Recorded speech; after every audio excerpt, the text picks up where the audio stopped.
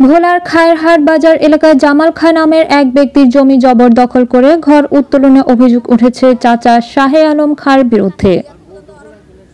জানা যায়, জামাল খা তার পৈতৃক সূত্রে পাওয়া 7% জমিতে ঘর উত্তোলন করে দীর্ঘদিন যাবৎ বসবাস করে আসছেন, কিন্তু হঠাৎ করে তার চাচা শাহে আলম গংরা সেই জমি জবরদখল করে বাড়িঘর ভাঙচুর করেছে।